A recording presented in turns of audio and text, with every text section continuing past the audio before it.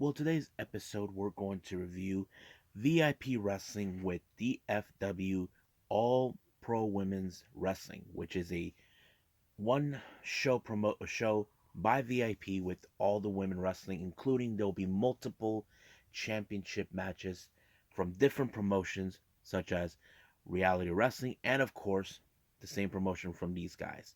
We even got AEW Rampage. As you know, we have some amazing matches that are taking place. We're going to see the debut of the trio Blackpool Combat Club taking on the Gun Club. We even got a women's Owen Hart Foundation qualifying match and another match. I forgot which one we're doing, but of course, we cannot forget the main event, a Texas Deathmatch for the AEW World Championship. Also, we got NXT Level Up with two brand new, um, how do I say, debuts. One of them, as you all may know, is Roxy, now goes by Roxanne Perez. And of course, we got some news updates regarding some brand new signees from two different promotions. A little something that took place with Virgil during these WrestleMania week. And of course, a brand new women's wrestling promotion that Fightful Select covered. And I think this one you guys may find interesting. So, let's get ready for another episode of Deleted Wrestle Zone.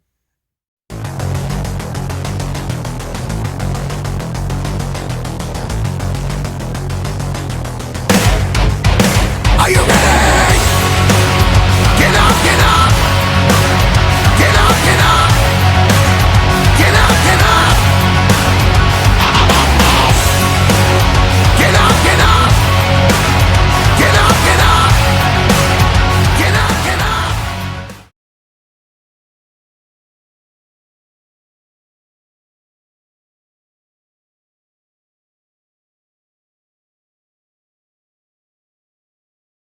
Welcome everybody to the Deleted Wrestle Zone. All things that is pro wrestling with AEW, NXT, New Japan Pro Wrestling, Impact Wrestling, the National Wrestling Alliance, various promotions, wrestlers, matches, and championships. I am your host, J Rod here. So let's begin with VIP Wrestling with DFW All Pro Women's Wrestling. Now this took place in Dallas around the time of WrestleMania week. Now I wasn't officially involved with it, but this is actually a home turf promotion down in Dallas. Opening match, we have Viva Van versus Killer Kate. Now, I have seen Viva Van how she wrestles. She's incredible. Killer Kate does have some amazing submission techniques. I think that's the kind of match we can enjoy too. Now, much of it, Viva Van has took control of this match, but it was overturned by Killer Kate until she finally put her in the triangle armbar and forced her to tap out. Next up, we got Danica Della Rogue taking on Jessica James. Now, in this particular match, Jessica tried to show some good sportsmanship, but Danica doesn't give a damn about it. So basically, she's trying to be a little more aggressive towards Jessica, but no avail until Jessica finally picked up the victory with a pinfall 1, 2, 3, and it's done. Next up, we got Zoe Sky versus Danny B. Now, you can tell by this match that these two girls don't like each other. I think they're trying to see who can one up each other in the match, which is totally common in pro wrestling. But however, it was Queen Bee who outsmarted Zoe Sky actually by, how do I say, having her be outside the ring and take a count out. So basically, it's a win's a win. I know count out, it's like it's nothing, but that's how Danny B would view it. Now, our first match we have is a second wrestling championship. It's a promotion I never heard of, but I'll look into it one day. We have their champion, Billy Starks, who I talk about many times, versus, you know her, Roche Chanel. Now, the entire time, you know Roche Chanel, it's all about fashion, trying to look good. But she pulled off the comb onto Billy Starks. I think that's kind of messed up. Not to mention, tried to blind the eyesight of Billy Starks, but it had no avail until she finally pinned Riche Chanel, which I know she may not like the idea how it ended, but it did. But Billy Starks remained as the second wrestling champion. Next up, this is a championship you may have heard of, the Reality of Wrestling Women's Championship. This is a title that belongs in reality wrestling, where it's run by none other than WWE Hall of Famer, or should I say two-time WWE Hall of Famer Booker T. We have High End versus Rochelle Rose. Now, interesting fact from what commentators have mentioned about these two ladies. Turns out that High End used to be Rochelle Rose's instructor before High End decided to leave and go out on an expedition to challenge anybody. So basically, it kind of went into that direction. So now it's like the student will face off the teacher. But the industry question is, who will walk out? Will it be the experienced High End or the new experience of Rochelle Rose? So that is like the most common question. Now, I'm sure that these women might have studied each other because they were in training together. But it was, of course, down with the head by Rochelle Jones that took out Hyatt and remained as the Reality of Wrestling Women's Champion. So what does this mean? That means Rochelle Rose has finally surpassed her master. Now, our next match, we have Lufisto versus Alejandra de Leon, along with Lou Gotti and Nastico. Now, if you guys never heard of these guys, Nastico, I have seen him before. He played manager for the Sea Stars, but he screwed up. But in this particular match, both Gotti and Nastico got their butts handed to them by Lustico. As you know, she's a big woman. Well, not that big, but you know what I mean. Took them both out. But however, because they were incapacitated, it did cost Alejandra de Leon the match, allowing for Lustico to pick up a pinfall onto Alejandra. 1, 2, 3, it's over. But in post match, Alejandra de Leon might have fired Nastico and kicked him because she kicked him right in the no gonads. So basically, sorry, it's over. You're dumb. Now, our main event is the DFW All Pro Women's Championship in a three-way match. First up, we got the Demon Kick Janae Kai, the Blue Dragon Tootie Lynn, and of course the champion Holiday. Now, this was a very interesting matchup. Now, keep in mind, Holiday that doesn't need to be pinned, but she knows that she has to do whatever it takes to remain champion. That's the whole point when it comes to these type of matches. So, in Leighton terms, it did work and everything, but however, it was Tootie Lynn who took the fall when Holiday picked up the victory by pinning her. 1, 2, 3. She in fact retained the title.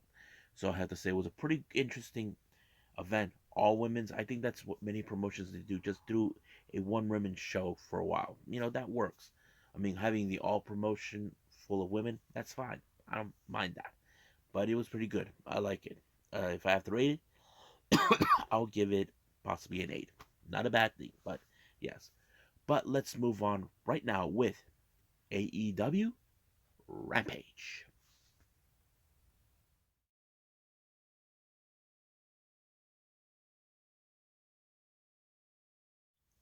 Okie dokie, so we got AEW Rampage. Now, it opened up with an amazing trios match.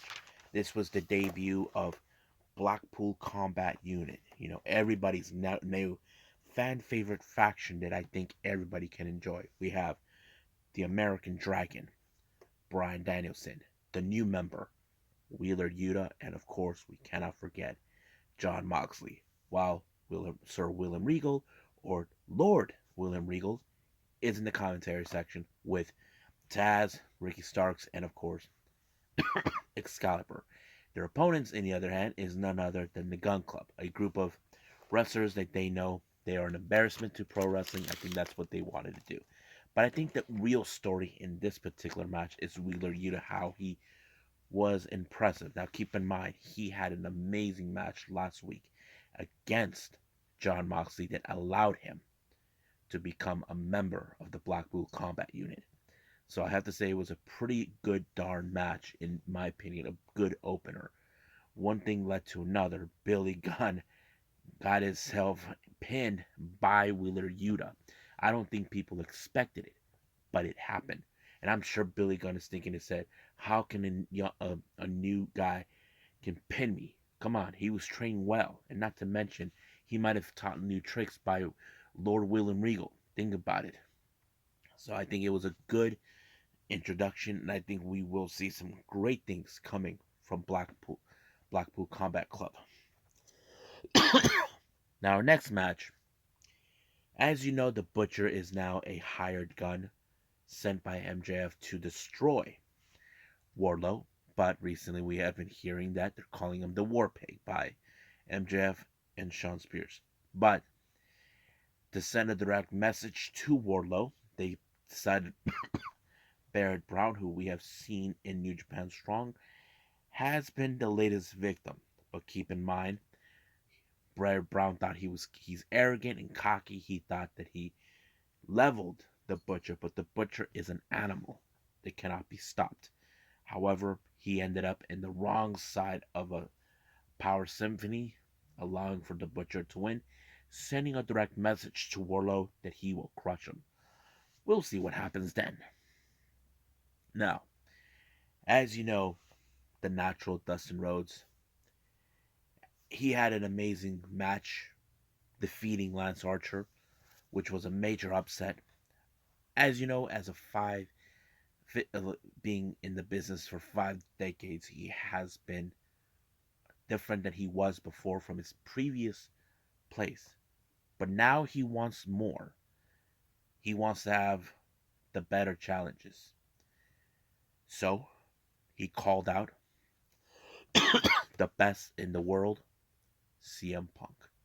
Now, some of you probably say this is going to be a slobber knocker of a match. I would agree. This is something I don't think we ever seen before, and I don't think we've ever seen these two ever go head to head. And I'm pretty much really pumped. And of course, it's already been signed up. It's going to take place at this Wednesday's Dynamite. Now, our next match is the qualifying match in the Women's Owen Hart Foundation tournament. We have Ruby Soho taking on Robin Renegade. Now, you know how Ruby Soho is. This is something that she wants to do. This could be an edge to her name into the Owen Hart. However, in this particular match, Robin Renegade decided to pull a Bella onto Ruby Soho. If you guys don't remember, let's talk about that a little bit. If you guys remember how Bella Twins first appeared, there was a bit of a thing where, of course, we saw the Bella Twins were pulled out of the ring. No one knew that one of them was a twin until it was too late. Neither did Rice Bensberg or Ruby Soho realize what happened. But, however, it did not affect in Ruby Soho until she finally did Destination Unknown onto Robin Renegade as soon as Charlotte left, and it was over, giving her the qualifying match to enter the Owen Hart Foundation tournament in the women's division. Now, our main event. This is a Texas Deathmatch for the AEW World title. Now, this is a match that Hangman Page decided, I'm going to give it to you, but we're going to play under my rules. Now, keep in mind, Adam Page has been on a roll in death matches before. He defeated Lance Archer in this one. So this looked like that this is his secret weapon.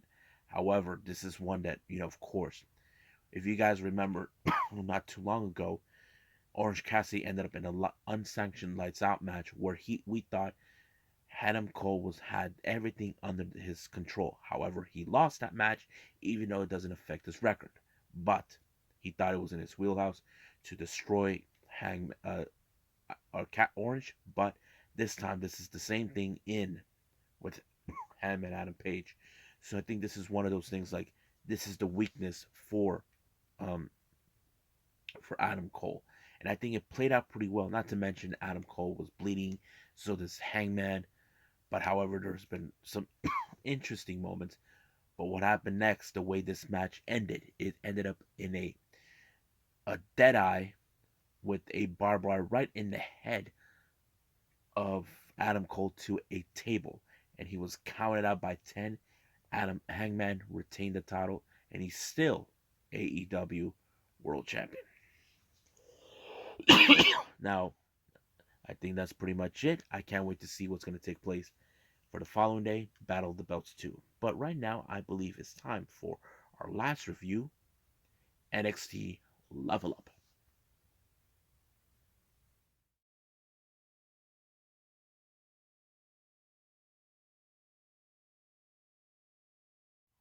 Oh boy, I can't believe I'm actually doing this. NXT Level Up. Man, I can't believe I see Roxanne Perez makes her debut on NXT Level Up. Now, if you guys remember her, she was known as Roxy in the Independent. She has started training at the age of 14 by Booker T himself. And however, her dreams was to be a WWE superstar. But however, she has to be in a match against Sloane Jacobs. Last time she came up short. I forgot who was her opponent.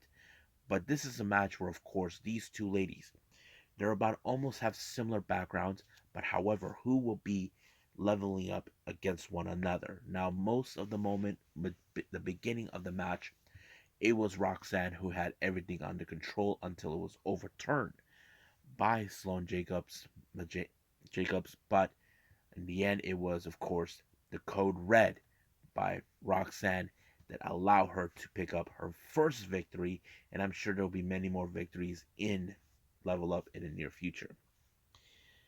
Now, our next match, we have Troy Donovan. Now, he already made his debut as a tag team competitor with his partner Shannon Lauren, but now he's going one on one with Damon Kemp. Now, this is a very interesting matchup.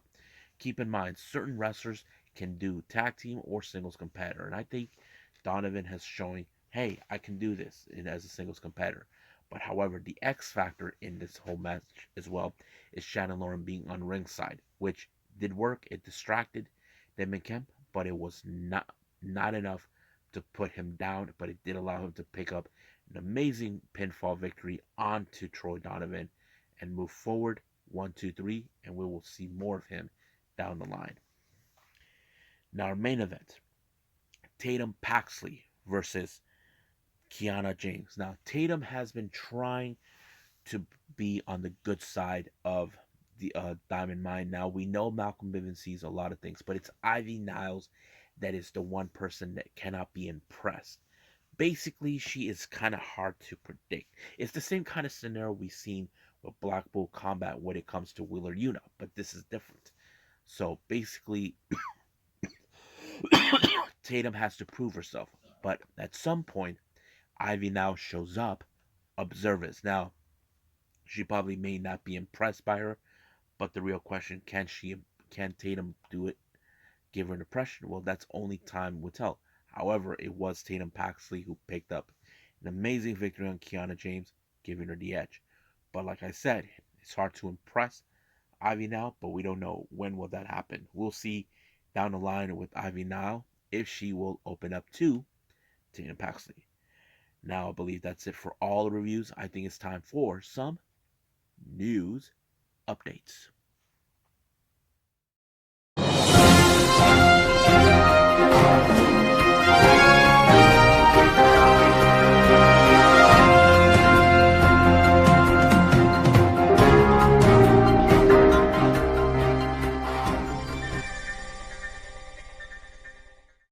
Okay, I mentioned this before. We have some brand new signees from various promotions. Only two of them have been announced. The first one is coming from MLW. They just quickly announced they have signed Juicy Finau. This is something I did not expect, but if you guys remember, I mentioned this past Thursday that Juicy Finau appeared on MLW in that five-way match for the National Openweight Championship against Alex Kane, Boomer King, Myron Reed, uh, ACH, and I forgot who else. But yes, however, he did not win the match, but it was surprising that they accepted him, that he would join. But I'm very happy. But the next signee, we don't know for sure exactly what was going to be. It's now been appeared that Jonathan Gresham has signed with AEW. However, we do know he will be mostly appearing in the Ring of Honor roster. As you know, he's the current Ring of Honor World Champion, and I think that's pretty much it. We know he's been in contact with Tony Khan. I'm sure Tony Khan has been working out a deal with him because we know that Ring of Honor is special. We know it could succeed, but we'll see how Jonathan Gresham is continue on as our Ring of Honor World Champion. Now, as you know,